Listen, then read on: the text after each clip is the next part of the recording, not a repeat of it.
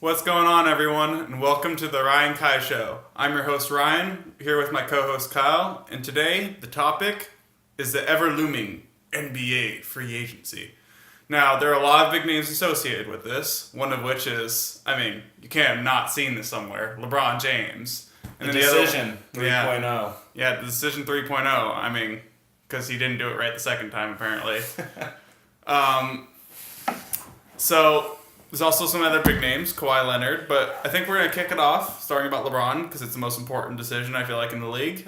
So, Kyle, what's your opinions on the decision that he's going to have to make? Do you think he's going to stay in Cleveland? Do you think he's going to LA? Do you think he's going to Houston, Philadelphia? Just throw out some ideas of what you think. Man, there's so much to dig into when it comes to this decision for LeBron James. As a fan of the free agency and the madness and just the entertainment of it all, I kind of think Gladiator. Are you not entertained? And if he stays with Cleveland, I'm not going to be entertained. That's how it is. I want to see him make a big move. LA would be awesome. Try to bring Showtime back. But there's some questions there and all that. To me, I think the smartest move for him as a person is to stay in Cleveland. That's his home. It's where his mom is. It's where his family's grown up. I know he's got family, wanting him to go just to LA. Just built his mom a new house there in Cleveland. And it's a good point. And, so for him as a person, Cleveland. For him as a basketball player, you got to go to LA and hope you can drag some of these other big free agent moves with you. Well, that's where I disagree. Because if we're talking about purely a basketball decision, he might as well go to Houston. And they're going to have to get rid of Clint Capella to do that. They're going to have to get rid of guys like Trevor Ariza, PJ Tucker. It will strip their team. But Chris Paul, James Harden, LeBron James is instantly competing for a title no matter what. They were so close this year to the Warriors, there's no way him going to the Rockets wouldn't get them closer to a title. And I disagree. I think that would actually make the Rockets a worse team. Because, LeBron on any team, you usually say, makes the team better. But when you have to strip the team down just to get LeBron there, that's what made the Rockets able to compete with the Warriors. Having the depth, having the shooting around James Harden. And I don't know if James Harden, Chris Paul, and LeBron can play together because I don't know if James Harden can go off ball. And if you say, okay, let him take over the ball, I don't know if LeBron can be that off ball. He's been off ball when he had Kyrie, but he's not been that off ball to allow James Harden to completely run the offense. Of a hands-off approach on the isolation. Yeah, I just don't know if it's a fit. What I will say about that, though, is it's easier to get the talent there and then worry about paying guys that are role players around the team because there's always that mid-level exception that's there, and it can always give people like veterans like David West signed for $1.5 million for the Warriors the first year with the Warriors. It happens. There's a $4 million exception the Warriors have this year they can use, and they may use it on Trevor Ariza, but there are plenty of things they can do to get the team around the star talent. You say I get the star talent there first. Now, if we're talking about what the best lifestyle decision for LeBron is, I think it's got to be LA. And the reason I say that is I think it's a perfect match for what he wants to do after his career. He's kind of a business mogul, and that's what he said he's wanted to be for a while.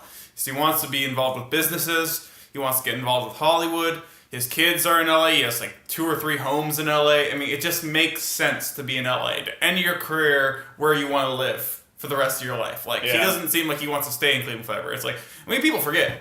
He's from Akron, not Cleveland, Ohio. Akron is a little bit away. Akron's only 30 minutes down the road. Here's my thing. I'm just saying, it's not like that. This is his hometown, Cleveland. It's it was made. I don't know. It just doesn't. Go where you want to go. Don't go where you have been your entire life.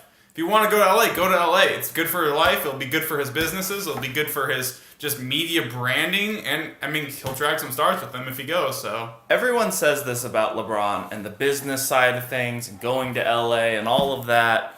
But at the end of the day, where did Michael Jordan go back to? He went back home. He went to North Carolina. And LeBron, let's be honest. Post-career. He sees himself in this type of light with Michael. He wants to build his brand like Michael. He wants that branding and that super recognition. And yeah, you can get it in LA, but let's be honest, this is LeBron James we're talking about. Anyone who wants to brand with LeBron is gonna go get LeBron no matter where he is. He could be playing in China, and if a brand wants to sign him or make him do a TV deal or anything, they're gonna go find him and make sure that deal happens. I agree that the best thing for his legacy will be to stay in Cleveland. I didn't say the best thing for his life. I'm saying the best thing for his legacy. Like, it'll look good to say, oh, I only played for the Heat in Cleveland, and I went back to Cleveland, I stayed with them.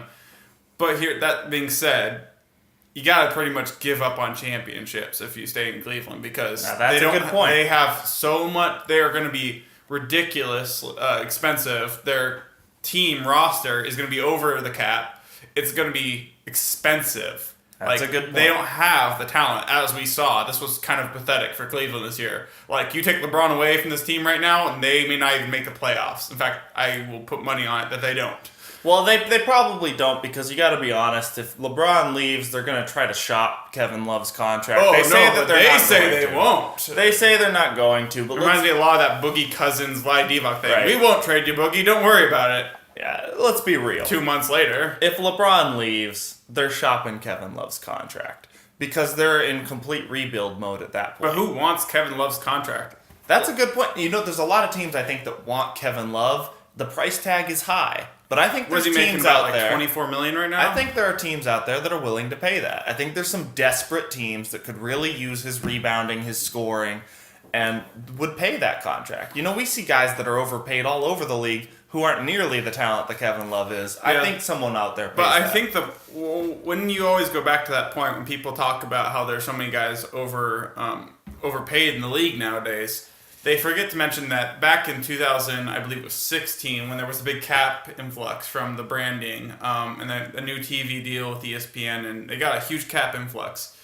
The league had a decision to make, and the Players Association had a decision to make. Do we give all the money out this one season, or do we spread it out over the next 4 seasons? They decided to give it out that one season, which led to anyone who was a free agent in 2016 to be vastly overpaid. So there's all these bad contracts. Joakim Noah's making almost $20 million a year. That's wrong. Something's wrong with that, because that's Joakim Noah. And I like Joakim Noah. I like him too, but not that much. Maybe as a backup center nowadays. That's fair enough. And yeah, there are a lot of overpaid contracts and sour contracts. Solomon Hill's contract. Oh my god. Who is that again? I didn't even know who that was until they signed him. You know, re-signed him to a deal. Oh my god. And we see the Hornets dealing with that. With Nicholas Batum's contract coming up, and that's a really bad contract. Marvin Williams also and then has a really kind bad of contract on that talking team. about talking about the Hornets. Yeah, there was some news a few days ago. Dwight Howard was traded for 2 second-round picks to the Brooklyn Nets. I mean, it makes sense financially for both teams. I mean, 2 first-round picks seems a little scraps. Geez, he had 16 points and 12 rebound seasons. He had a solid season this year. This is a center you wouldn't want to get rid of, but somehow they just didn't. They wanted to make the cap space because he's getting paid about $24 million. Here's the thing. I mean, it makes sense to spread the money out over by trading for Timothy Mozgov. They free up some cap space over the next 2 years. Yeah. Here's the thing. Less money over 2 years or more money in 1 year. So. Here's the thing for me. When Howard was traded from Atlanta to the Hornets, I thought that his contract was overblown at that point. I thought he's worth too much, but it's okay. The Hornets need a piece like that. And if he had played like he did that year in Atlanta, this year with the Hornets, then I would see this move being okay, we're trying to get rid of a bad contract and get some pieces. But I don't think it's a bad contract anymore. I think Dwight is worth. He's in that Hornet worth system. $24 million right now. Yeah, even Dwight Howard came out and said he was shocked by this news because he was not expecting to be traded. He thought he had a good season. I get he's usually an aging off a good star. season. You don't expect to be traded. I get he's an aging star, but when you got a 16-12 rebound guy, I think that's worth $24 million. I mean, we see what DeAndre Jordan's getting paid or getting ready to get paid if he opts into his deal. So like I said before, it's pretty much done to clear the cap space because it's going to bring the Hornets $11 million below the cap space. I mean, it frees up more space. You're paying half as much money over 2 years, over like double the money in 1 year. I mean, Brooklyn's looking to clear up some cap space in the 2018-19 season, or 2019-20 season. I mean, they're gonna have two max slots to sign players to max contracts. But I just don't know who Charlotte can draw. Like, what kind of max player are they looking to draw? I think they're not going to get any max players. I'm talking about Brooklyn has the two max player slots in 2 years.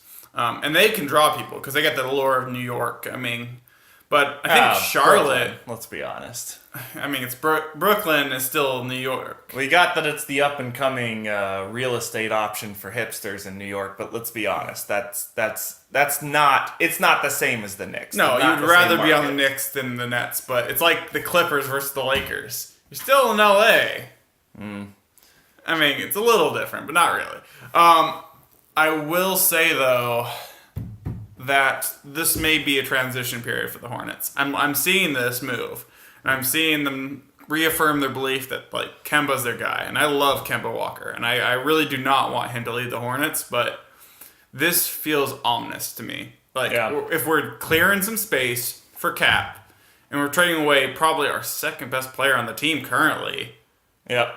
I don't know what you are talking about doing other than a restructure. I don't see it. I don't see the move going forward. And, it's kind of, it seems hypocritical to me, the guys coming out and saying, well, Kemba's our guy. Because you don't make this type of move with Dwight Howard if you really, truly believe Kemba's your guy. I don't see it. I don't see the move going forward. No one loves Kemba Walker more than I do.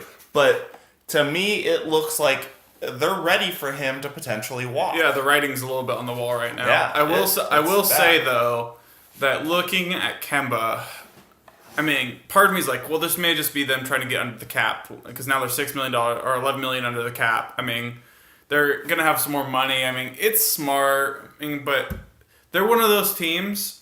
But they're looking to get rid of that Batum contract, which is going to give them a whole lot more cap space. There's no way you can get rid of that contract without throwing a pick in there. Yeah. I will say this, though. I have a feeling like this could be just a restructure, or they could just be total rebuild mode coming up. Because you look at this, and they're one of those teams in purgatory which just are not good enough. Even when they have all their pieces, they haven't been good enough to really compete ever in like the last 10 years. Even though they've made the playoffs a few times, they have never really even been a threat. Like, they're usually a first round out. I don't even think they've gotten to the second round. Yeah. I mean, that's just not good enough. And when you're almost over cap on a team that can't even get you past the first round, you gotta blow it up and you gotta restart, gotta restructure it, gotta clear some space, gotta sign some new young guys and hope you get someone better in the future. But that doesn't mean you get rid of Kemba necessarily, though. I love Kemba Walker, but it's looking to me like he might be getting shelled here at some point. You know, whether it's in a trade or whether they think they can re-sign him and he just walks, or even if he stays, I don't really see the move going forward for Charlotte with this one. And I actually think that we were talking about this off camera, that I honestly believe that Kemba Walker doesn't have to leave. I've never really understand this thing, how our team, he doesn't fit our timeline anymore. Like, we have to totally trade him, get some young assets so we can better build it. It's like, you won't get a player like Kemba Walker if you're the Hornets anytime soon. So you better hold on to him, even if he's 31 or 32. It's like, if you can have an all-star point guard, even if he gets older, to help guide the guys you think, start moving young, start rebuilding, add some guys, and just have him be the mentor and be the leader of a young team. And that will help grow the environment, I feel like, better than just trading him and off and maybe getting something back that will end up being worth something. An interesting point is, and if you're looking at a rebuild already in Charlotte, some people have thrown out that potential trade. Trade him to the Lakers. What happens if LeBron decides to go to LA, but he can't draw Paul George from OKC, or he can't get Kawhi there from San Antonio, and it's just LeBron there? Well, LeBron's in conversations. We know he's going to be talking to people. One of the people he's going to be talking to is one of his best friends, Chris Paul, over in Houston, who has the opportunity to leave a good fit for him right now and come play with LeBron in LA. But another choice is Kemba Walker. If LA doesn't get one of those other big superstars, they're going to have a lot of assets that they could potentially package to a rebuilding Charlotte for a Kemba Walker. I think a good point to mention there that what you were saying is that Chris Paul is not being talked about at all in free agency. Yeah. And I think part of the reason why is because he was such a good fit for the Houston team. They got so far that it almost makes sense for him to stay there. But he never wanted to leave LA. He wanted the money. His family's all there. A lot of his family, his grandparents, his kids, his wife. They were all there, and he had to move a lot of them to come over to Houston. He did not want to do that. He has homes in LA. He wanted to be in LA. It's just he wanted to compete for a title. But now that the title is maybe going to LA, you're going to tell me on any day of the week you would rather be paired up with James Harden over LeBron James? Yeah. This is the biggest underreporting, in my opinion, is on Chris Paul. Because everything hinges on LeBron. If we're being honest, in this free agency, everything hinges on LeBron. But if LA gets LeBron and they can't get Kawhi and Paul George, which are the big names being talked about, Chris Paul is the next person who everyone should be watching, because he is best friends with LeBron. It's not just that he has all those connections in LA. He is LeBron's best friend, one of his best friends, and there's no one he'd rather play with in LA for a chance to win a championship than LeBron James. I think it's something. Last time that someone didn't get talked about in free agency, and we all thought, well, they're a safe bet to stay where they are because they're in a good place, was Kevin Durant. And what happened? He left. This could be another one of those where people just don't see it coming, but they really should. That's a good point. I will say that I have a feeling like LA is going to get their superstars no matter what, because there's too much talent in the free agency market this year to not, get your superstars if you're LA. Just say LeBron goes, hypothetically. Say Paul George doesn't go. Say Chris Paul doesn't go.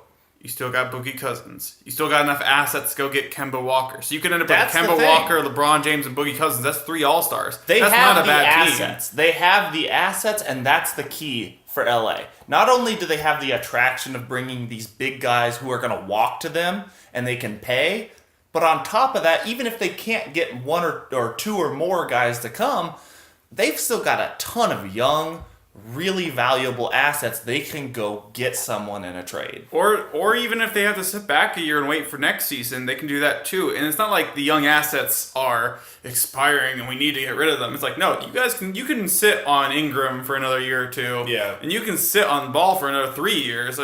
Kuzma the same 3 years. They just offered a mid-level exception, I think is what it's called, for Julius Randle. He won't accept it because it's $4 million. For you want $5 million to come play with us again? It's no, he's worth about.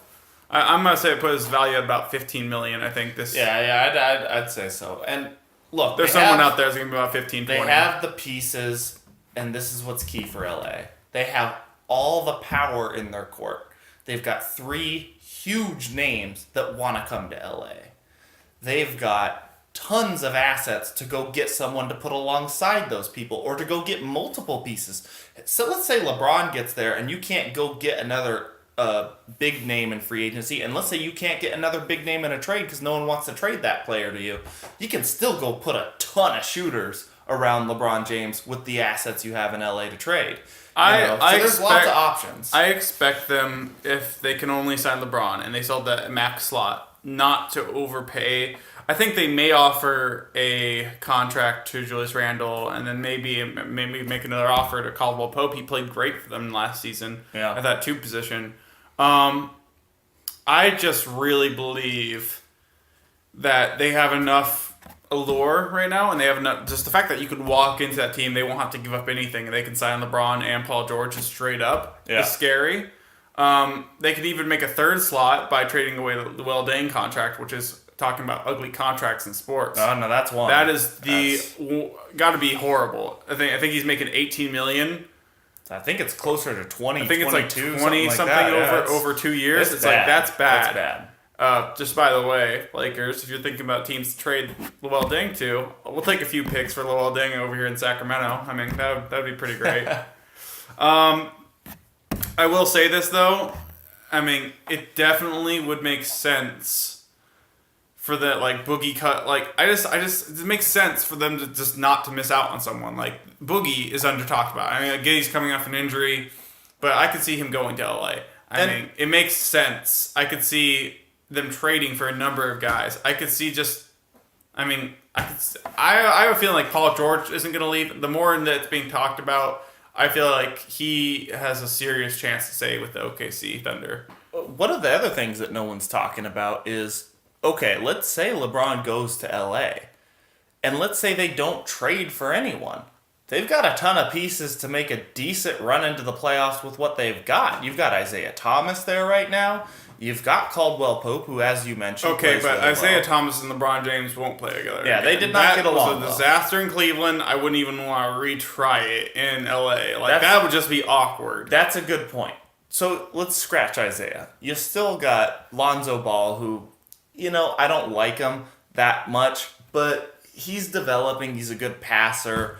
He can play good defense. Magic saying that he's getting in the gym, getting bigger. He's retooling his shot. Of course, he's saying all that. Of course, he's saying all that. And he might be trying to hype him up as an asset to trade too, but we don't know. But my point is, even with what you have right now, that team's not horrible.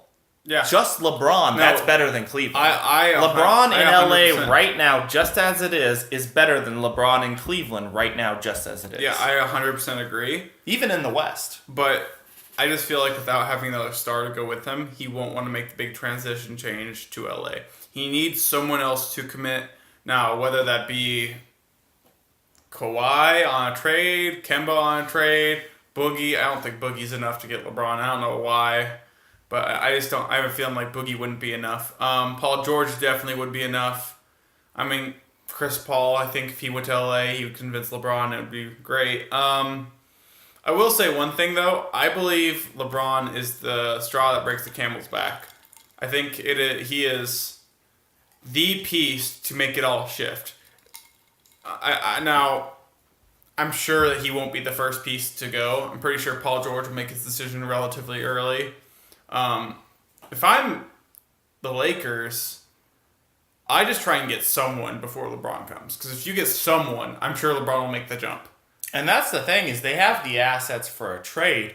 Why not trade and get one of these lower level superstars to come over first? Not go for the free agents right away. Because those guys, I feel like you said, are waiting for LeBron. They're waiting for the hinge to swing. Yeah. They're waiting for Paul George and Kawhi are waiting to see if LeBron goes to LA before they make their move. So if I'm LA, why not bring in a guy like Kemba Walker? Or go get someone along that second tier of superstars. Chump. Yeah, go He's get a two-time someone. All-Star now. Go get someone from that second tier of superstars in a trade. Trade some of your young assets. Go get that guy just to get LeBron to make his move first. Then once LeBron makes his move first, the other guys are going to follow. Yeah, I will say one thing. I've been hearing a lot of reports that money is a huge reason why Paul George would maybe want to stay. I mean, it means there's other things, obviously, but money is a big factor.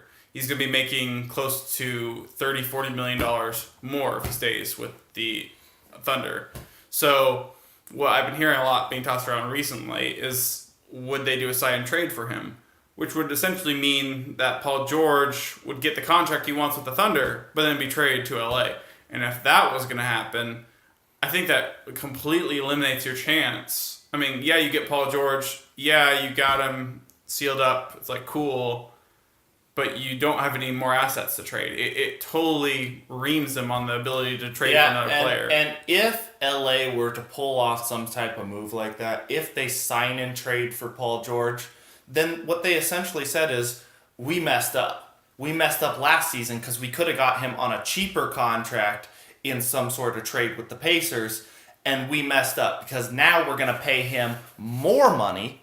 The Well, money that he's he's getting going to... max no The matter money he... where Yeah, he's they're going to going. pay him the money. Yeah, but they're going to pay him that. But they're going to pay him OKC money, the Supermax. Well, he won't get a Supermax. I think the one he's scheduled to get isn't a 221. No, but I think it's around like he's- 170. He's going to get, like, I think the number being thrown out there is like 27 a year. 27 million a year. LA isn't going to pay that on him. They're going to pay him a little bit lower. The point is, you're going to pay him that money, which you're going to pay him anyway. But then, on top of that, you're going to lose these assets that you need to tool a team around LeBron and Paul George. To me, that's too high a price for Paul George. And it signals from LA's standpoint that they messed up. That they could have got him last year for cheaper, and now they're going to pay a higher premium for him when they could have got him earlier. That, to me, that signals that LA messed up on this one. Yeah. They need him to walk to him. The whole reason they didn't trade for him and try to get him from the Pacers is because they expected him to walk to them in free agency this year. Yeah, George did decline his $20.7 million player option for 2018-19, and he is eligible for a $176 million 5-year deal. So, I mean, there is a sizable money boost that he will get from re-signing with OKC. That's why... Right, which is why the sign-in trade doesn't make sense. When they said that, Paul George is opting out of his contract, I kind of felt like it was a little bit of kind of fake, misleading information, because it's like, well, he was always going to opt out. He was going to opt out whether he's staying or he's leaving. It's like, you're not gonna stay for $20 million when you can stay for like 26 or whatever it is. Something I watched today, Max Kellerman on First Take on ESPN had a really good point on this. And his point is that part of the problem with Paul George is he wants his cake and he wants to eat it too. He wants the max money he can get, and he wants to go to LA. And I don't know if both are possible. Because the sign-and trade type thing, I don't know if Magic decides to do that. I think he'd rather get LeBron and then try to go get Kawhi or try to go get Chris Paul or someone like that. I think it's an underrated thing when people talk about how unselfish you have to be if you're forming a super team. It's not easy. You have to put money on the table. It's going to be hard. And I think that this whole LA thing is really showcasing what exactly it means to be difficult. In order to get Paul George, he would have to walk there right now, sign for less. And then they would have to use the assets they have that they wouldn't have given up if Paul George wanted to sign and trade. And they would have had to use those to go get Kawhi. And then LeBron will come too. And you'll be able to, but you have to get rid of Luol Deng's contract somehow. But that takes some selflessness. It takes some selflessness. It takes some people just putting the egos aside, putting the money aside and saying, hey, we can create something special here in a place we all want to be. Right. Let's do it. Because, look, to me it looks like Paul George wants the money. So for him, he has to be selfless. Well, the relationship and the status with OKC and that's is in a part good of it. situation. And that's part of it You're too. walking away from an MVP and a friend and that to go to a place that you call home. And that's part of it too. But he looks like he's going to go for more money. He has to be selfless. Kawhi has to be selfless. Kawhi's even bigger. I mean, we forget he's talking about going away from San Antonio. He's also talking about going away from a supermax contract, $219 million. Yeah, that is a lot of money to take put away. $40 less million if he goes to LA. So, if that's a lot of selflessness. You know, if I'm Kawhi personally, or if I'm Paul George, I do the same thing. I sign for max. If I'm Kawhi, I re-sign with San Antonio, sign for max, and then demand a trade. Now, you're not going to get on LA with LeBron and Paul George if you do that. And that's the problem we're in. Everyone's going for their max money, which they should, but you can't also have the super team. And I don't know if you sign that San Antonio would be so readily there to oblige. I don't know if they would be so happy to trade you. It's like, you just signed a 5-year deal. It's like it or not, you signed a 5-year deal with San Antonio Spurs. It's like, unless you agreed to a sign and trade and like it was part of the arrangement to be traded, then I don't know. I just see them standing pat. There's always a possibility with Kawhi that they wait until the trade deadline of this upcoming season. The value may be different then. It may be less. But I think they kind of have the leverage right now at San Antonio. Like, they don't have to trade everyone. Everyone's like, oh, Kawhi has to go. Kawhi has to go. It's like, if I'm San Antonio, I'm waiting for a deal that blows my socks off. Because you know there are teams, so many teams that want Kawhi Leonard, it's not even funny. So you wait for one of them. And one of those teams is the 76ers, who have a lot of assets Or that Pop would love to get his hands on. Or even better, the Boston Celtics. They have more tradable assets than any other team. They have a lot of young players, Jaylen Brown, Terry Rozier. I mean, and then they also got a treasure chest of first-round draft picks. It's not even funny. Like, they could give them the best deal easily. The question is, if you're the Celtics, do you really need to make a deal for Kawhi? See, I don't think you do. Because you're losing a lot of your depth and a lot of the pieces around your team, and you made it to the Eastern Conference Finals without your two best players, Kyrie Irving and Gordon Hayward. So, yeah, I don't really think Boston's that much on the table for the Spurs for that type of trade. You know, they could offer them something crazy. I'm sure they're going to offer But them something. I think Brad Stevens is too smart, and I think that office is too smart to tinker too much with the mix that they have. Well, Danny Ainge is a person who's always looking to improve. So I believe that Danny Ainge will definitely offer them something for Kawhi. Now, the question is, how much are they willing to give up? It's like the same thing with the Kyrie. It's like they were just one pick away from the deal not working out, and they ended up doing it and ended up working out in their favor. I'm curious, is Danny Ainge willing to give up so much to get Kawhi? Because Kawhi will make that team better, no doubt, if they can all gel.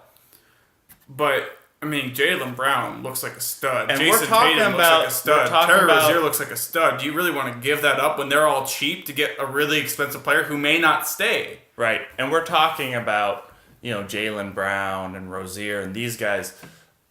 If I'm San Antonio, I'm sitting there. If Boston's making me an offer, I'm like, I want Tatum. I want Tatum and picks and another player like Jaylen Brown or Rozier. And if you don't offer me that, I'm not taking it. Yeah. Because they have the negotiating power. I want Tatum if I'm San Antonio, and I don't think Boston's ready to give Tatum up. Not the way he played. His rookie season was outstanding. Yeah. He is on pace to look like a star one day. And I think Boston sees it, and they don't want to let it go. He was a stud. He looked great. He wasn't afraid of the moment.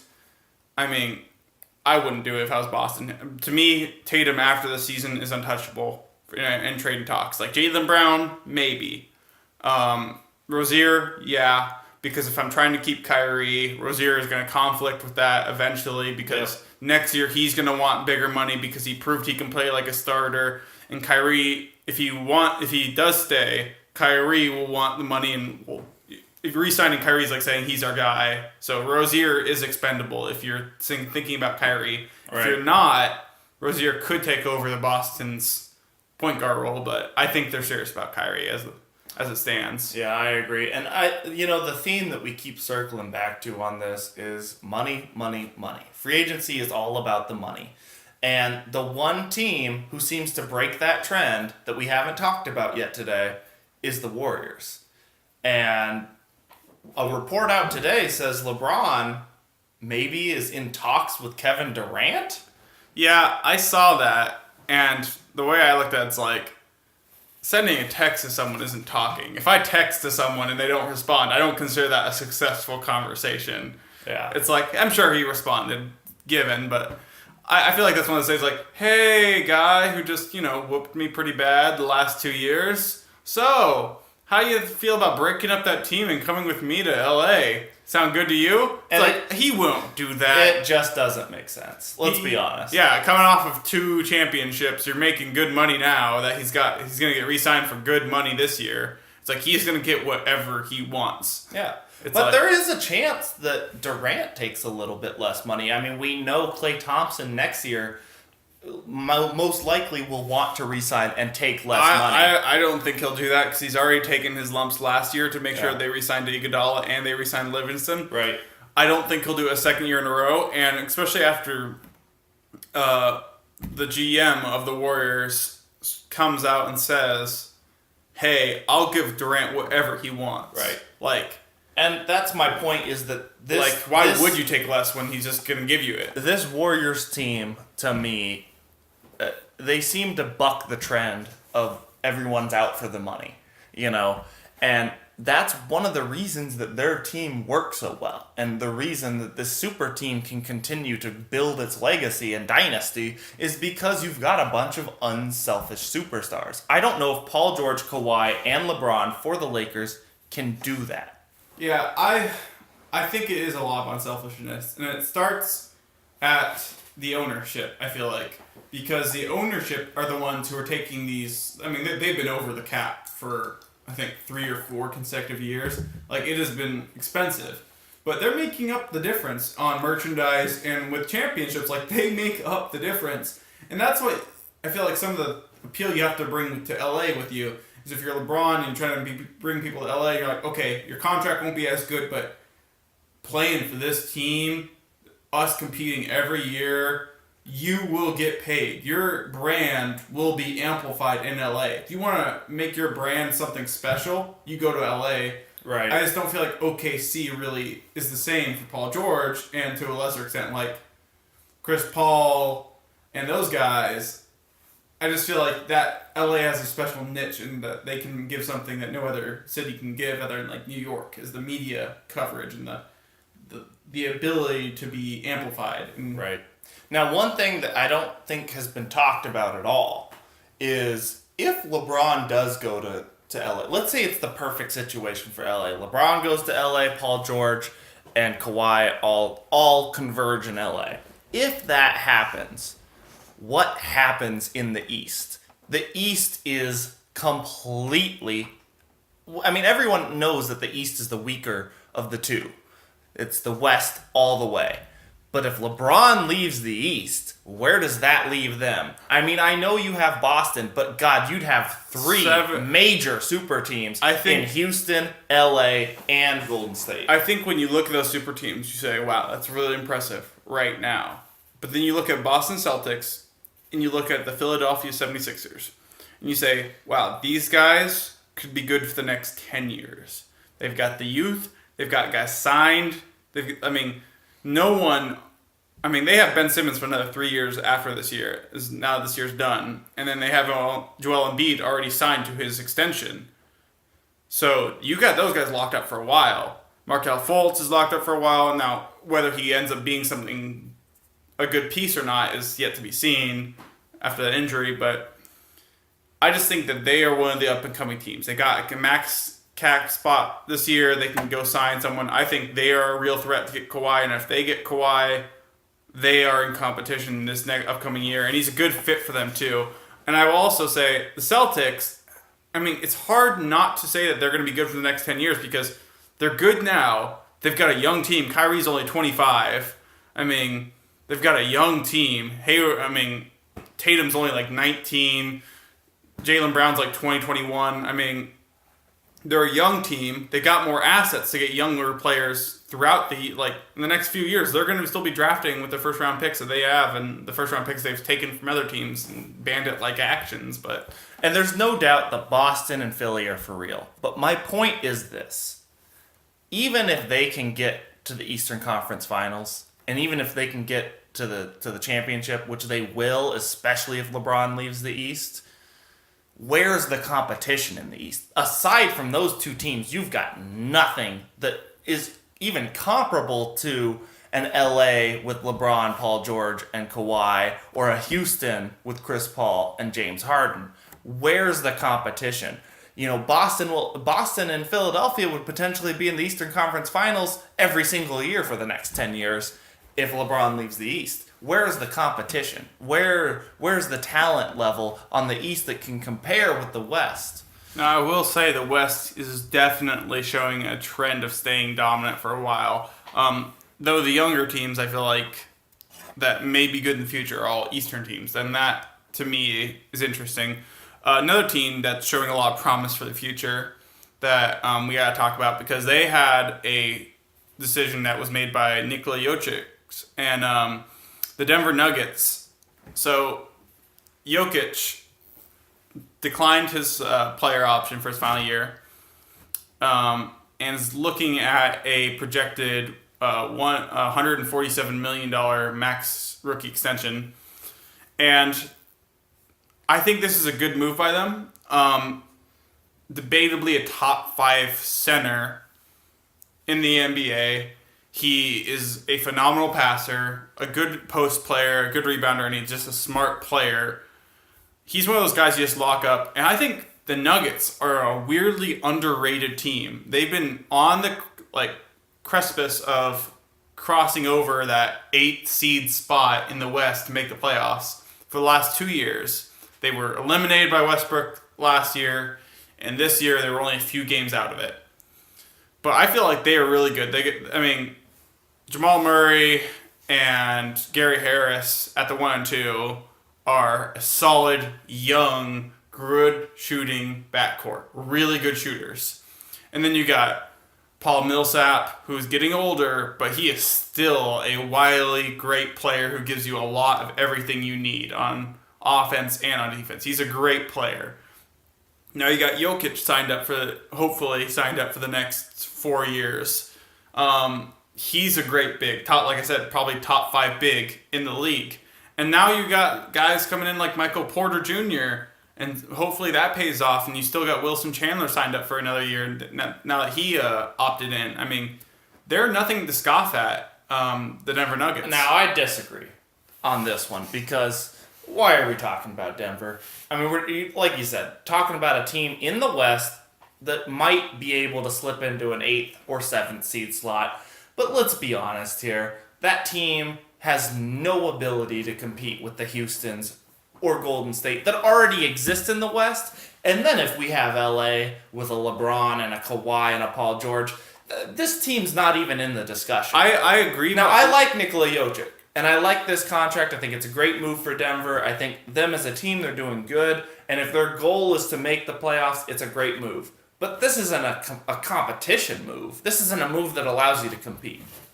I think it's different than it is with like the Charlotte Hornets, for example. The Charlotte Hornets are older. Their contracts are bloated. The Nuggets have cap space. Not a lot, but they have cap space. They're gonna be doing well for themselves the next few years. I don't think they're competing for next year. Honestly, like they would love to make the playoffs. Don't get me wrong. Denver fans would love them to make the playoffs, but I think their real potential lies in like 2020 and beyond. Right. Because they're not ready to compete with the Golden State Warriors and all those teams. They play great. They've got a good style. They're offensively really good. They're one of the best offensive rebounding teams. They're a good, solid team moving forward. That's the problem. Because those teams right now in the league are caught in a trap. You don't want to be a good team that makes the playoffs right now. Because you have no chance at a championship. If I'm a team right now... But they're young enough to look to the future. Hold on, let me finish this. If I'm a team right now, I don't want to make the playoffs. If I'm not one of those teams that I think I can actually compete with the Warriors and Houston. If I'm one of these teams, like the Nuggets, I'm hoping to tank. I'm hoping to get as many high draft lottery picks as I can get between now and the next 5 years while this dynasty continues. And I'm just hoping to stockpile assets and stockpile until I can rebuild that team at that 5-10 year spot where now we can compete because the Warriors are gone and Houston's gone. These teams like this are caught in a deadly trap. I think they're too good. I think the Nuggets are perfect timetable because they are still young. Jamal Murray, Gary Harris are still young. They're all still young. They'll be in their prime years 5-6 years from now. So you're talking about 5-6 years from now, they want to rebuild. It's like, no, these guys are going to be in their prime years 5-6 years from now. They'll all be in their 25, 26, 27, which are your prime years of basketball, all when these dynasties start declining. And that's fine. But what about the draft? If you're making the playoffs in the 7th or 8th seed, you're losing out on valuable draft picks that you could be stockpiling while the Warriors are winning. But it's another thing to be said. It's like, okay, the draft's good, but when you have a solid team now and you know that you have the foundations for your future, I think it's better to try and improve them and give them that. Try and have them competing and learn what it means to make the playoffs, learn what it means to be competitive. They want to have that competitive edge. They want to build that culture. And they want. I don't know. It's something we said, like, if you just don't want to compete and you just like when the Dallas Mavericks came out and said, when Mark Cuban came out and said, "Oh, I told my team during dinner that it would be better if they lost the rest of the games of the season." That just demoralized the team because you're telling a competitor who's been competing his entire life, stop competing. We want to lose for assets. You never want that. You want to have them competing every game, and then the right player will find the right situation. And I believe the basketball gods will do each team their own form of justice and give them the players that they need to be successful. It's just, I don't know. I think they're on a good timetable. I think they're young. I think they look like they could have a lot of potential. And to me, there's just two types of success in the league the way it is right now. You're either those top teams like the Warriors in Houston, or you're not and you're tanking at the bottom and getting assets. Anyone in the middle, to me, is stuck in a sticky trap where they're getting screwed. Yeah, another team who is stuck in a sticky trap and is trying not to get screwed is the LA Clippers. They have had a busy offseason. One of the busiest, considering that they're not getting talked about. Yeah, one of the biggest decisions they have to make is, or they're hoping that DeAndre Jordan will make, is him taking his $24 million player option. Now, this is just one of the many facets of their offseason which have been really talked about. DeAndre Jordan, his market value, I would say, I'd put him at like the third or fourth best big available in the market right now. $24 million is, I would say, about right for, I feel like, what he's worth. I mean, I'm sure that he wants max money. I don't know if he'll get that. This market value is a little low. It was a very heavy big man draft this year. I mean, there just isn't a big market for big men this offseason. Usually you can tell what there's a big market for. And this year it looks like they got a lot of big men in the draft. It just does not look like there's a lot of options. I mean, DeMarcus Cousins, Clint Capella, there are guys there. And then even Julius Randle, he could become available. It's like they're younger guys. I mean, I don't know. I think it's in his best decision. It would be his best decision if he re-signed with the Clippers. Yeah, I don't feel like he could go anywhere else that would offer him the same amount of money. Take the money, DeAndre. Just take the money. Take it and run. I mean, if he gets the same offer from a different team, like if a different team says, "Hey, we'll give you 25," but in order to do that, you've got to shop. You've got to opt out because teams can't tamper. So until he opts out, he can't see if he has the market value somewhere else. Yeah, if I'm DeAndre, I'd take it. I'm sure his agent is trying to get a idea of what the market's like right now. I mean, every player does. Yeah, I don't know. DeAndre, I'm like kind of like, I want him to leave because I like mixing up the league a little bit. It's fun. That's true. I want him to leave, but in his best interest, I'm like, I don't think he'll get that $24 million somewhere else. Like maybe with Dallas, but I think Dallas would rather have Boogie than DeAndre. I think they'd rather have Clint Capella than DeAndre. I don't know that he would get that anywhere. Like Clippers, where would even if he got that money, he wouldn't be in a place he wants to go. The Clippers, to me, look like they're preparing for DeAndre to leave. They bring in Gortat and get rid of Austin Rivers. That, to me, looks like, hey, we're putting a big here just in case DeAndre opts out and he goes somewhere else. That's a good point. So that was something that also happened a few days ago. Austin Rivers breaks up that father-son tandem they had going there and goes to Washington. Now, I like this trade for both teams. The reason I say this is that for Washington, they get a good third guard to really Austin Rivers was no joke. He was averaging about 15 points a game last season. So he is no joke. He can score. So him being a backup to Bradley Beal and John Wall, I think gives them another dimension of their depth. And their depth seemed to be an issue for them last season. It was inconsistent. Times it looked good, times it didn't. Then there was a lot of issues with John Wall, and a lot of it stemmed from Gortat. They had a big disagreement about the effort John Wall was giving on defense, and then then John Wall would put Gortat in situations where he would have to switch onto guards, And when that happened, it made him look like he wasn't playing defense. And it just became a cluster of bad opinions, and it was not a good formula right there. So getting rid of Gortat makes Washington pretty much say, hey, we're committed to you, John Wall. We want to make this work with you and Bradley Beal. You're our guys. Let's make it happen. They add depth at the guard position. Now I'm just wondering, what are they going to do about the center position? Because it's so empty. There's just no one, I feel like right now I can fill it. And they may be in the Clippers talk about shopping for DeAndre. Yeah, maybe DeAndre thinks he can get a nice deal with John Wall and Bradley Beal. I think that would be a very good complement to their games. If they can get him at the right price. But the problem is, in order to afford DeAndre, they have to get rid of Porter's contract. And Otto Porter is a really, really bad contract, in my opinion. He got paid last year, max contract money. He's making more than Bradley Beal is. He is not nearly the player. He is a good player, inconsistent. Looked like he could be something more last year. Got him the money, and he just kind of regressed this year. I don't like players like that. I don't like guys who get their money and then kind of regress. I think it's bad. So if you're going to try and get DeAndre or someone like Boogie, you got to make a deal with Otto Porter somehow. Yeah. Now, that's completely possible that DeAndre Jordan opts in and then they do some sort of trade for Otto Porter. But I don't know if the Clippers even want Otto Porter. Yeah, see, I don't know about that. And honestly, if you're the Clippers organization, and we've heard Jerry West is in town, and he is the guy making these decisions now.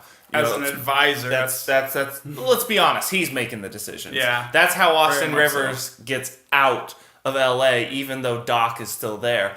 To me, that's completely Jerry West making some decisions here. I think that the Clippers are kind of hoping DeAndre does shop and go, because that's going to clear some room. And then they have the ability to bring in Kawhi next year. If Kawhi can't work out, if the Spurs can't work out some sort of trade, they can say, hey, Kawhi, why not come here? It's still LA. Yeah, I 100% agree that they are going to be interested in Kawhi when Kawhi becomes available next season, if he's still with the Spurs or whatever that situation may bring. I will say I don't see DeAndre Jordan being a part of Clippers' long-term plans. I see him being part of that Lob City team with Chris Paul, Blake Griffin. And that team's gone. And that team's gone. And I just see him not being a part of this team in the future. Even if he signs, I think he's a trade bait very soon. I think if he opts into this, I could see him still being traded by the trade deadline. I don't see him as a long-term fix for that team. Right. They also, the writing was on the wall for Austin Rivers a lot, because when they drafted Shea Gilgeous-Alexander, sorry, I butchered that name, and Jerome Robinson, they kind of said, hey, these are our guys that we're trying to move towards in the backcourt of the future. These are two they're going to be two of our key pieces moving forward for our kind of young they're kind of like retooling themselves, not really in a rebuild, but not really in contention either. They're kind of just in that middle ground, trying to retool themselves so they can get back into competition. And so now they're bringing in young talent at the guard position. I do like that they kept Patrick Beverley, though. I think Patrick Beverley is a great defender. He's a great influence. And I think he's going to really teach these guys how to be tough, because he is a pit bull. I just think with all the talk about LA, this free agency surrounding LeBron, Paul George, and Kawhi, keep an eye on the Clippers. That's my advice. Is all this talk about LA, and we're talking about the Lakers when we talk about LA, let's be honest. Keep an eye on the Clippers. They may do something. And I wouldn't put anything past Jerry West's ability to make decisions and to do the right thing. We could see something big. I just think it's harder to see the Clippers because they're so shoveled down with the roster. What makes the Lakers appealing is they got the young talent, they got the assets, they got Magic Johnson in the front office along with Rob Pelinka. They have what feels like a good formula. And then they have just two max slots that you can walk into today and go and sign with them. That is appealing. Whereas the Clippers have to reshuffle And though they got a lot of talent, I don't feel like any of it's like all-star. Like, I like Tobias Harris a lot, and he is a 20-point-a-game guy, and he was really impressing me when he was with the Magic. He impressed me when he was with the Pistons. He impressed me when he was with this team. I mean, he just looks like a solid player. I mean, Danilo Gallinari, the same, solid, good player, just needs to stay healthy. But like none of these guys, I think, are huge appeals. Like they're all good, none of them great. I mean, other than DeAndre, there's not a single other All-Star on that team. Yeah, and they're not drawing a Paul George or a LeBron James, but they may draw a Kawhi Leonard in the next free agency next year. And let's be honest, Kawhi is kind of a low-key guy. Maybe he doesn't want the Showtime Lakers. And if Paul George and LeBron go there, maybe he doesn't really want to join all that stardom there. Maybe he wants to keep it a little bit more low-key, still go to LA, and still have a decent shot being in with the Clippers. See, I would actually think I would enjoy that a lot because I'm a huge fan of competition. Part of me loves to see the teams get mixed up and loves to see, like, oh, all these guys shift during the off season. Then part of me is like, even though I like this Golden State team, I would have liked Durant to stayed in OKC and be competitive. Part of me is like, I want Paul George to stay. I want to be competitive. I want the West to not feel like it's dominated by one team. Yeah. I think it would be fun to see Kawhi on the Clippers and LeBron on the Lakers. That would be fun. Yeah. I like feeling like the talent's spread out. Now, I think the super team thing takes away a little bit of the competition. That's a good point, because what happens if we're sitting here talking about you got the Warriors as they are now. Let's say LeBron goes to LA. Let's say Paul George stays in OKC. And let's say next year Kawhi goes to the Clippers. Now you've got more spread talent. You've got 4 teams that have talent, and you still have Houston the way they are. So 5 teams with a lot of talent. But the Warriors still win that because there's not No, the Warriors still win it. I'm just saying it spreads that talent, like you're saying. It spreads the talent around. It makes them have to compete more. There's, even though the Warriors are probably still going to win that, they could slip to a really good OKC team if they can get their act together and get some shooters. Let's not throw out the Celtics either. I'm just talking about the West. I'm talking about the Warriors will most likely get out of the playoffs in the West and get to the finals. But they could slip to one of those teams with that talent spread the way it is. I think it's definitely possible.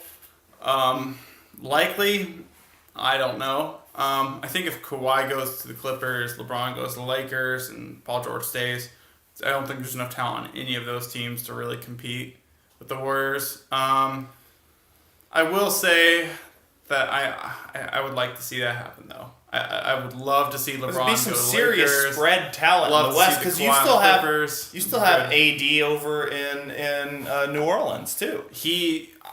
So you're really talking about 6 teams that are all really talented. So it's interesting that you bring up AD because I've heard a lot of things like speculation and stuff about what if they trade Klay Thompson and Draymond Green for Anthony Davis. It's like the Warriors could keep on improving that way. It's like, or will they trade away some of their assets in Boston to try and get AD? It's like, but AD kind of wants to stay in New Orleans. He wants to be in New Orleans. It's like, and honestly, I'm more impressed. I think they are closer this year without Boogie Cousins than they were with Boogie Cousins, because I looked at that team and they played the best basketball they played all season towards the end of the year and into the playoffs, where Drew Holiday took the second role as the second guy, and he was a lockdown defender, made Damian Lillard look like a amateur, like a straight up amateur. He did not look like he belonged on that court with Drew Holiday, and that's saying something because he is a phenomenal scorer. And he was also putting up 20 points a game. So, I mean, and then you had Rajon Rondo there being the ball distributor and just spreading the floor, and we all know Rondo steps it up in the playoffs. Like everyone says, there's like normal Rondo and then there's playoffs Rondo, and he steps it up. And I think that is 100% why that team will continue to improve in the future. Absolutely.